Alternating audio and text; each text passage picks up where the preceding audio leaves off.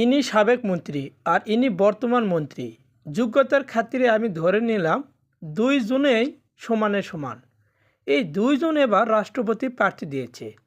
এই দুইজনের মধ্যে কে হচ্ছেন আগামীর রাষ্ট্রপতি?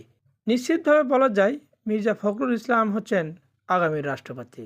কারণ ইনার দল ক্ষমতায়, ইনার এমপি সংখ্যা যেহেতু বেশি, সেহেতু দিনের মতো পরিষ্কার ইনি হচ্ছেন আগামীর রাষ্ট্রপতি। কিন্তু প্রশ্ন হলো কর্নেল অলি আহমেদের কাছে, উনি হেরে যাবেন জেনেও কেন রাষ্ট্রপতি প্রার্থী হলেন? হ্যাঁ, তিনি এই জন্যই রাষ্ট্রপতি প্রার্থী দিয়েছেন, আর সেটা হলো জুলাই সনদে স্পষ্ট বলা আছে সংসদের সদস্যরা তাদের ইচ্ছা মতো প্রার্থীকে রাষ্ট্রপতি বানাতে পারবে। তিনি রাষ্ট্রপতি প্রার্থী হয়েছেন জেতার জন্য নয়, তিনি মূলত জুলাইকে সম্মান দিতে এবং জুলাই বিপ্লবকে আরেকবার সবাইকে স্মরণ করে দেওয়ার জন্য তিনি রাষ্ট্রপতি প্রার্থী হয়েছেন। আসল ব্যাপারটা কিন্তু এটাই। দর্শক শ্রোতা, আশা করি আপনারা বুঝতে পেরেছেন। ধন্যবাদ, সবাই ভালো থাকবেন।